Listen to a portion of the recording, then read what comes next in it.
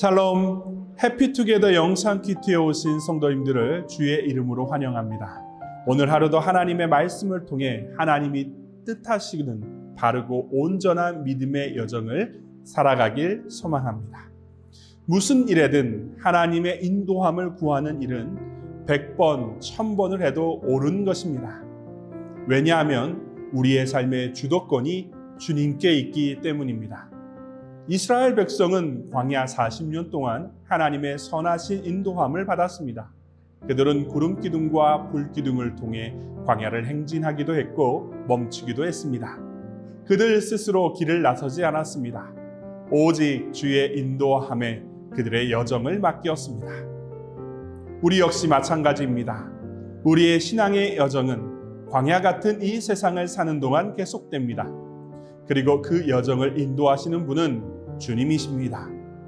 우리의 삶의 주도권이 주님께 있기에 그의 선하심을 믿고 그분의 인도하심에 맡겨야 합니다. 아무리 조급한 마음이 들더라도 성급하게 결정해서는 안 됩니다.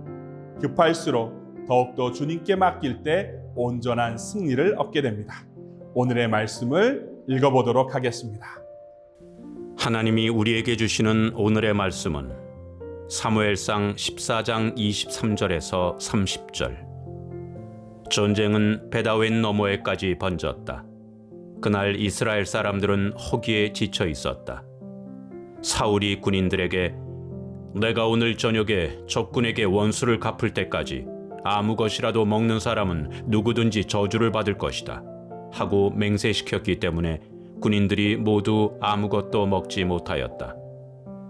거기에 있던 모든 군인들이 숲으로 들어갔다. 들녘의 땅바닥에는 꿀이 있었다. 군인들이 숲에 이르러서 보니 벌집에서 꿀이 흘러나오고 있었다. 군인들은 맹세한 것이 두려웠기 때문에 아무도 그것을 손가락으로 찍어다 입에 대지 않았다. 그러나 요나단은 자기의 아버지가 군인들에게 그런 맹세를 시킬 때 듣지 못하였으므로 손에 들고 있던 막대기를 내밀어 그 끝으로 벌집에 든 꿀을 찍어서 빨아먹었다. 그러자 그는 눈이 번쩍 뜨이고 생기가 넘쳤다. 그때 군인들 가운데 어떤 사람이 나서서 그에게 알려주었다. 임금님이 누구든지 오늘 무엇을 먹는 사람은 저주를 받을 것이라고 하시면서 모든 군인들에게 철저히 금식하도록 맹세를 시키셨습니다. 그래서 군인들이 이렇게 지쳐 있습니다. 그러자 요나단이 탄식하였다. 나의 아버지께서 이 나라를 어렵게 만드셨구나. 생각하여 보아라. 이 꿀을 조금 찍어서 맛만 보았는데도 눈이 번쩍 뜨이고 생기가 넘치는데 오늘 우리 군인들이 적에게서 빼앗은 것을 먹고 싶은 대로 먹었더라면 얼마나 더 좋았겠느냐. 그랬더라면 블레셋 사람들을 더 많이 죽이지 않았겠느냐. 전쟁이 벳아웬 너머에까지 번지게 되었습니다. 계속되는 전투로 인해 이스라엘 사람들은 허기에 지치게 되었습니다. 사울은 저녁 때까지 원수를 갚기 위하여 모든 군인들에게 음식을 먹지 못하도록 금식령을 내립니다. 금식령의 내용은 음식을 먹을 경우 저주를 받게 될 것이라는 내용이었습니다. 백성들은 숲의 벌집에서 꿀이 나오는 것을 보았으나 사울의 맹세가 두려워서 아무도 먹지 않았습니다. 하지만 사울의 금식령을 알지 못했던 요나단은 꿀을 먹고 기운을 차리게 되었고 후에 사울의 금식령을 듣게 되었습니다. 요나단은 금식령을 내린 사울을 탄식하며 백성들이 음식을 먹고 기운을 차려 더 많은 블레셋 사람들을 죽일 수 있었는데 사울의 금식령으로 그렇게 되지 못하였다고 안타까워합니다. 사랑하는 성도 여러분, 우리는 여기서 사울의 경솔함을 보게 됩니다. 그는 하나님께 여전히 묻지 않고 자신의 소견대로 금식령을 선포합니다. 금식령은 나라의 위기 속에 죄를 회개하고 하나님의 도움을 구할 때 이루어져야 하는 일입니다. 그러나 사울은 더 많은 전공을 세우고 싶은 욕심에 금식령을 내리고 적군을 향해 계속 진격하도록 합니다. 그의 마음은 조급했고 금식령을 내리는 그의 판단은 매우 성급하였습니다. 이로 인해 더 크게 승리할 수 있었던 블레셋과의 전쟁에서 아쉬움이 남는 승리를 하게 되었습니다. 29절과 30절의 말씀입니다. 그러자 요나단이 탄식하였다.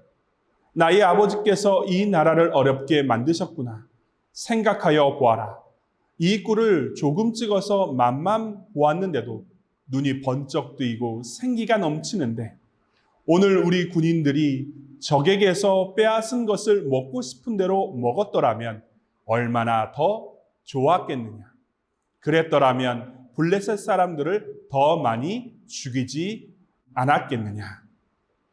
사울은 더 큰 전공을 세우고자 하는 욕심에 조급함이 생기게 되었고 판단력이 흐려지게 되어 금식령을 내리게 되었습니다. 그럼 우리는 어떠할까요? 사울처럼 성급하게 행동하지 않기 위해서 우리에게 요구되어지는 것은 하나님의 인도함을 따르는 삶을 선택하는 것입니다. 이는 주도권을 온전히 주님께 내어드리고 주의 인도에 순종하는 자세에서 출발합니다.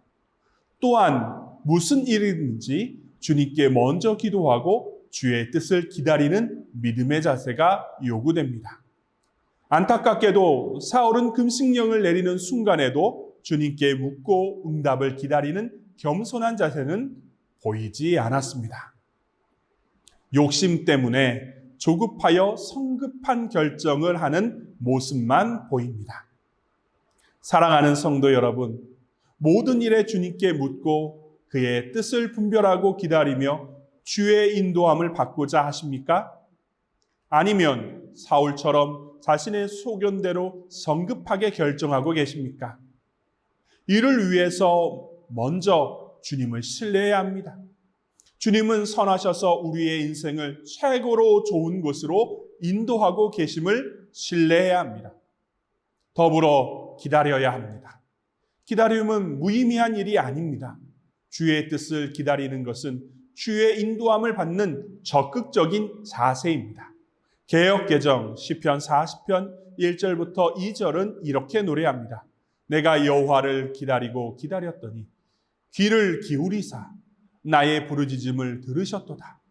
나를 기가 막힐 웅덩이와 수렁에서 끌어올리시고 내 발을 반석 위에 두사 내 걸음을 견고하게 하셨도다. 사랑하는 성도 여러분, 다윗은 노래합니다. 기다리고 기다렸더니 주께서 부르짖음을 들으시고 자신의 걸음을 견고하게 하셨다고 노래합니다. 오늘은 그런 날이 되었으면 좋겠습니다. 우리의 모든 주도권을 주님께 내어드리고 주의 인도하심을 기다리며 나를 견고케 하실 주님을 소망하는 복되고 아름다운 날이 되었으면 좋겠습니다.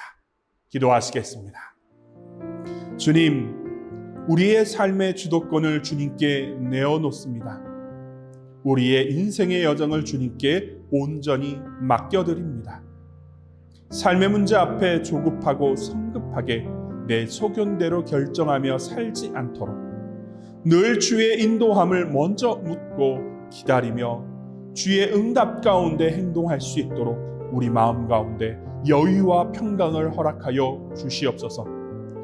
주님을 향한 든든한 신뢰의 마음을 허락하사 늘 선하고 좋은 곳으로 인도하실 것을 믿고 삶에서 주님 앞에 기도하며 기다리게 하여 주시옵소서. 주의 응답을 기다리며 주님께서 나를 견고케 하실 것을, 내 걸음을 견고케 하실 것을 믿음으로 바라보며 소망하며 살아갈 수 있도록 힘을 더하여 주시옵소서. 예수님의 이름으로 간절히 기도드리옵나이다. 아멘.